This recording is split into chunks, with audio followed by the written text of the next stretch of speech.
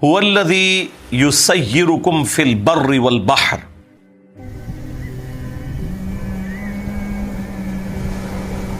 وہی ہے جو تمہیں سیر کرواتا ہے خشکیوں میں بھی اور سمندروں میں بھی۔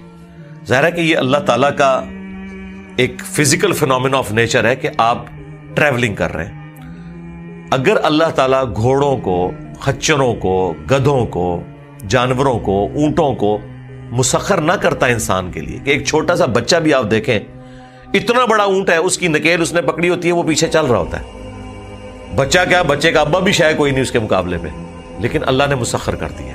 اوبیڈینسی ہے ان کے اندر، گھوڑوں میں اوبیڈینسی ہے، تو یہ اللہ نے مسخر کیے ہیں۔ پھر ان کو اللہ تعالیٰ نے طاقت دی ہے کہ وہ اپنا بوجھ اٹھا کے آپ کو بھی اٹھا کے چل سکتے ہیں۔ پھر ریگستانی سفر میں اونٹ 1 مہینے تک بغیر پانی پیے بھی چل سکتا ہے، اتنی اللہ تعالیٰ نے اسے طاقت دی ہے۔ تو یہ اللہ ہی سیر کروا رہا ہے نا خشکیوں میں۔ اسی طریقے سے اگر فورس آف بوئنسی، قوت اچھال جو پانی کے اندر موجود ہے وہ نہ ہو تو بحری جہاز تو نہیں چل سکتے۔ بحری جہاز کیوں تیر رہے ہیں سمندر کے اوپر؟ کہ سمندر کے پانی نے اس وزن کو اٹھایا ہوا ہے، اور لاکھوں ٹن وزن کے، ہزاروں نہیں سرکار، لاکھوں ٹن وزن کے بھی بحری جہاز موجود ہیں۔ ایک سوئی تو ڈوب جاتی ہے، بحری جہاز نہیں ڈوبتا۔ ظاہر ہے کہ اس کو ڈیزائن کیا جاتا ہے اس اعتبار سے کہ اس کا سرفیس ایریا اتنا ہو کہ پانی جو ہے وہ اس کو اٹھا سکے۔ اگر وہ سرفیس ایریا کم کر دیں گے تو وہ بھی ڈوب جائے گا۔ تو یہ اللہ تعالیٰ ہی سیر کروا رہا ہے، اور یہی قوت اچھال اللہ تعالیٰ نے ہوا میں بھی رکھی ہے، جس کی وجہ سے آپ کے ہوائی جہاز اڑتے ہیں۔ اگر وہ ختم ہو جائے تو ہوائی جہاز دھڑم سے نیچے گر پڑے۔ اور ایئر پاکٹس آتی ہیں، چائنا ٹریولنگ کے دوران بھی 1-2 دفعہ ایسی ایئر پاکٹس آئیں، یہ مجھے خود تجربہ ہوا ہے اس حوالے سے۔ وہ جہاز جو ہے وہ سینکڑوں فٹ ایک دم نیچے آ جاتا ہے۔ ایئر پاکٹس کے اندر اتنے ایریے میں ایئر کی ڈینسٹی بہت کم ہو جاتی ہے، تو پر تو اٹھائیں گے نا جب ایئر کی ڈینسٹی ہوگی، جہاں بالکل ایئر ہلکی ہو جائے تو پھر تو نیچے ہی آنا ہے چیز نے۔ اس لیے وہ پہلے ہی اعلان کر دیتے کہ آپ سیٹ بیلٹ باندھ لیں، ورنہ اب جہاز اس طرح جا رہا ہے، اچانک ایئر ایسے ایریے میں گزرا ہے کہ جہاں ایئر ہی نیچے کو نہیں ہے، تو آپ سمجھ لیں آپ نے ٹائر ہی نکال دیے۔ زمین پہ چلنے والی گاڑی کے ٹائر ہی نکالیں تو دھڑام سے نیچے ہی گرے گی نا، اور وہ تو بلندی سے نہیں، تو جہاز اچانک ایک دم، وہاں آپ کو وہ ریڈنگ میں بھی نظر آتا ہے، ایک دم نیچے آتا ہے جہاز۔ اور اگر وہ زیادہ دیر ایسا ہو پھر کانپنا بھی شروع کر دیتا ہے، اور بعض کا اتنی شدت سے کانپتا ہے کہ لگتا ہے کہ ابھی اس کے پر بھی ٹوٹ جائیں گے۔ اور خدا نہ خواستہ آپ اگر میری طرح نیشنل جغرافک پہ ایئر کریش انویسٹیگیشن دیکھتے ہیں تو آپ کو سارے پروگرام نظر آنا شروع ہو جاتے ہیں کہ یار ایسے گیا اور کام تو یہ اللہ تعالیٰ اڑا رہا ہے۔ اگر physical phenomena of nature support نہ کریں تو آپ نہ زمین کے اوپر ٹریولنگ کر سکتے ہیں، ایون گریوٹی ختم ہو جائے آپ زمین پہ چل نہیں سکتے، یا گریوٹی کی جو فورس ہے اس میں تبدیلی آ جائے تو آپ سموتھلی نہیں چل سکتے۔ زمین اور آپ کی گاڑی یا آپ کے پاؤں کے درمیان جو فرکشن ہے وہ نہ ہو تو گاڑی نہیں چل سکتی۔ یہ آپ دیکھتے ہیں جہاں پہ سنو فال ہوئی ہوتی ہے، جیسے پوڈری اور نشئی لوگ ایک دوسرے سے آگے ٹکراتے ہیں نا، دیکھیں گاڑیاں کیسے ٹکرا رہی ہوتی ہیں ایک ادھر جا کے، وہ ہلکی سی سپیڈ پہ بھی، کیوں؟ وہاں وہ برف کے اوپر چل رہی ہے نا، برف اور ٹائر کے درمیان فرکشن بہت کم ہو جاتی ہے، تو وہ کنٹرول ہی نہیں رہتا گاڑی کے اوپر۔ وہ گاڑی نے ڈیسائیڈ کرنا ہے کہ اس نے اب اس طرف مڑنا ہے یا ادھر۔ آپ بے شک اس کا سٹیئرنگ سامنے بھی رکھیں، وہ کسی طرف بھی جھوم جائے گی۔ اس لیے پھر وہ برف والے ایریے میں اس کے اوپر زنجیر لپیٹی جاتی ہے تاکہ زیادہ ریزسٹنس آئے اس کے اور برف کے درمیان، وہ چل سکے۔ تو یہ اللہ تعالیٰ ہے سیر کروا رہا ہے۔ یہ نہ سمجھیے گا کہ جہاز جو ہے وہ اڑ رہا ہے انجن کی وجہ سے، یا بحری جہاز جو ہے وہ انجن کی وجہ سے چل رہے ہیں، یا گاڑیاں انجن کی وجہ سے چل رہی ہیں، نہیں۔ جب تک فزیکل فینومینا آف نیچر ساتھ سپورٹ نہ کرے، سائنس کی ایک انوینشن بھی پاسبل نہیں۔ مجھے بتائیں، پیٹرول کو آگ لگانے سے پیٹرول کی انرجی نہ نکلے، یا کبھی نکل آئے کبھی نہ نکلے، تو کیا دنیا کی کوئی گاڑی پیٹرول پہ چل سکتی ہے؟ یعنی اگر پیٹرول یہ ڈیسائیڈ کرے کہ ہاں آج میں نے اس میں سے آگ نکالنی ہے اور آج نہیں نکالنی، تو آپ پلان کر کے بیٹھے رہیں، وہ ہر دفعہ آگ نکالے گا इतना ओबीडियंट है पेट्रोल, तो हर दफा आप इंजन अपना स्टार्ट कर सकते हैं। वरना अगर ये वो डिसाइड करे कि इस दफा मैंने आग देनी है, इस दफा नहीं देनी, तो आप दुनिया का कोई काम नहीं कर सकते, कोई इन्वेंशन भी नहीं होनी थी। इन्वेंशन की बुनियाद ही इस बेस के ऊपर है कि आप बार बार अपने मामलात को रिपीट करेंगे, वो उसी तरीके से चलेंगे। आज तक आपने सुना है कि एक कसाई ने छुरी तेज की हुई हो और वो जानवर की गर्दन पे रखे और छुरी आगे से चलने से इनकार करते? नहीं। यह तो हो सकता है वो इतनी तेज ना हो और चलने में मुश्किल करे, लेकिन जब तेज हो, ये हो ही नहीं सकता ना चले, वरना तो ये साइंस पॉसिबल ही नहीं है ना, वो हर दफा चलेगी।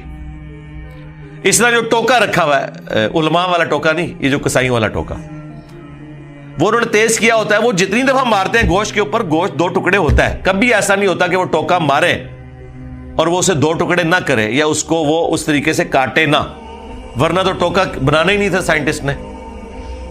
या हर टोके के ऊपर लिखा होता है कि 1000 दफा चलाएंगे तो इंशाल्लाह एक दफा कटने की उम्मीद है, क्योंकि वो तो टोके ने डिसाइड करना था। साइंस इसलिए पॉसिबल है कि आप एक तजुर्बे को बार बार रिपीट करेंगे, बार बार वही रिजल्ट निकलेगा, कभी भी वो नाफरमानी नहीं करेगा सिस्टम। ये वो चीज है जिसको अल्लाह ताला ने फरमाया कि हमने जमीन और आसमान को मुसख्खर कर दिया है तुम्हारे लिए। ये हमेशा होगा कि जब बादल पानी उठा के आएंगे, आपस में टकराएंगे तो बारिश होगी। ये अल्लाह ने फिजिकल फिनोमेना ऑफ नेचर रख दिया। और ये अल्लाह ने फिजिकल फिनोमेना ऑफ नेचर रख दिया है कि जमीन में आप जब बीज बोएंगे, उसमें पानी डालेंगे तो खेती निकलनी है। अगर मुझे बताएं खेती खुद डिसाइड करे निकलने के एतबार से, सब कुछ आपने डाला और खेती नहीं निकल रही, तो फिर कभी भी कोई किसान मेहनत ना करता। वो कहता यार पिछली बार भी किसी निकला था, कुछ भी नहीं, छोड़ो, दफा करो। दुनिया का निजाम चल ही नहीं सकता। इसलिए अल्लाह ताला इसे अपनी तरफ मंसूब करता है कि हम हैं जो तुम्हें खुशकियों में, समुद्रों में, और अब ऐड कर लें हवाओं में भी लेके फिरते हैं। हत्ता इदा कुंतुम फिल फुल्क, यहां तक कि जब तुम सवार होते हो कश्ती के अंदर, वजरईना बिहिम, और वो चलने लगती है अपने मुसाफिरों को लेकर, बिरीहिन तय्यिबातिन, हवा को अपने मवाफिक पाते हुए। यानी अगले जमानों में आपको पता है इंजन तो नहीं थे, तो बादबान वाले बड़े बड़े जहाज होते थे जिनके ऊपर ऐसे बादबान लगे होते थे कि जो हवा को रोकते थे और उसको एडजस्ट करके हवा के जोर के ऊपर वो कश्तियां चलती थी। वो आज भी कभी कभार आपको ओलंपिक्स में मुकाबले दिखाते हैं। वो समुद्र में चुके हवाएं, अच्छा ये देखें अल्लाह ने हवाएं समुद्र में रखी हुई हैं। समुद्र में अगर हवा ना चले, बस जो गया फिर वो गया, क्योंकि खुश्की तो बहुत कम है, ऑलमोस्ट 2/3 तो समुद्र है। फिर आप किनारे पे लग बैठे, ये हो गई नहीं कि समुद्र में हवाएं ना चलें, वरना तो ये निजाम ही पॉसिबल ना होता उस जमाने में जबकि इंजन नहीं थे। आजकल तो आप चले कह सकते हैं इंजन आ गए। वफरिहू बिहा, और मुसाफिर बड़े मसरूर होते हैं, खुश होते हैं कि ठीक है अब हम सफर कर रहे हैं, बड़ी आसानी से हालात मुवाफिक है। जाअतहा रीहुन आसिफ, कि अचानक तेज हवा चल पड़ती है। यह हवा भी उस वक्त तक कंफर्टेबल है जब तक कि उस रफ्तार पे रहे, अगर ज्यादा होगी तो चीखें छुड़ा देगी। इवन आप ये विंड मिल्स देखते हैं जो बिजली बनाने के लिए यूज होती हैं, विंड मिल्स, हवा से जो वो घूमती हैं और बिजली बनाई जाती है। जब हवा बहुत ज्यादा तेज हो जाए ना तो उनके पर भी टूट जाते हैं। एक खास हद तक ही उसको मैनेज किया जा सकता है। देखें अल्लाह ताला की बनाई हुई नेमत भी जहमत बन जाती है अगर अल्लाह ताला उसे एक खास रफ्तार से ज्यादा करते। इसका मतलब है एक खास रफ्तार से कम हो तब भी नेमत नहीं, खास रफ्तार से ज्यादा हो तब भी नेमत नहीं है। कितना इंसान मजबूर है। हमारी इस एटमॉस्फेयर के अंदर ऑक्सीजन नाइट्रोजन की जो रेशो प्रोपोर्शन है, ये अगर कम ज्यादा हो जाए तो हम सांस भी नहीं ले सकते। ज्यादा हो तब भी नहीं ले सकते, कम हो तब भी नहीं ले सकते। इंसान कितना मजबूर है। अचानक हवा चल पड़ती है। वजाअहुमुल मौजु मिन कुल्ली मकान, और हवा के चलने की वजह से हर तरफ से बड़ी बड़ी मौजें आ जाती हैं, घेर लेती हैं इस पूरे सिस्टम को। اچھا وہ جب ہوا سمندر میں تیز رفتاری سے چلتی ہے نا تو وہ اپنے ساتھ پانی کو چلاتی ہے. زمین میں کیا ہوتا ہے؟ ریگستان کو چلاتی ہے. پورے ریگستان کے پہاڑ شفٹ ہو جاتے ہیں ایک جگہ سے دوسری جگہ, پورے ریت کے ٹیلے شفٹ ہو جاتے ہیں, مٹی کے طوفان آتے ہیں, اور امریکہ میں تو آپ پتہ ہے ٹورنیڈوز چلتے ہیں, پوری آبادیاں ختم کر دیتے ہیں. وہ جو مکان ان کی لپیٹ میں آتا ہے وہ زیادہ تر تو مکان وہ لکڑی کے بنے ہوتے ہیں, وہ ایسے لپیٹ کے تو پرے پھینکتے ہیں. اب یہی ہوا جب سمندر میں چلے گی تو سمندر کے پانی کو چلائے گی, اتنے بڑے بھنور بنیں گے, ان کے اندر پھر کشتیاں پھنس کے ڈوب جاتی ہیں اور بڑی موجیں آ کے ہر طرف سے گھیر لیتی ہیں. وَظَنُّوا أَنَّهُمْ أُحِيطَ بِهِمْ, اور بس پھر اب مسافر خیال کرتے ہیں لو جی مارے گئے, گر گئے اس کے اندر. دعوا اللہ مخلصین لہ الدین, تو اس لمحے میں وہ پکارتے ہیں اللہ تعالیٰ کو خالصتاً, اپنے دین کو اس کے لیے خالص کرتے ہوئے ایک اللہ کو پکارتے ہیں. کون؟ مشرک بھی. اس وقت لات منات عزا یہ سارے بت بھی ان سے جاتے رہتے ہیں, اکیلے اللہ کو پکارتے ہیں. اور کیا کہتے ہیں؟ لَإِنْ أَنْجَيْتَنَا مِنْ هَذِهِ, کہ اگر تو نے ہمیں بچا لیا اس مصیبت سے, اس طوفان سے, لَنَكُونَنَّ مِنَ الشَّاكِرِينَ, تو ہم یقیناً تیرے شکر گزار بندے بن جائیں گے. بس ایک چانس اللہ تعالیٰ دے دے. اور وہاں پہ دوسری ہستیاں ان سے جاتی رہتی ہیں, وہ آگے ذکر آ جائے گا. یا اللہ ایک دفعہ ہمیں بچا لے, ہم تیرے شکر گزار بندے بنیں گے. شکر گزاری کیا ہے؟ کہ ایک اللہ کے ماننے والے بن جاؤ.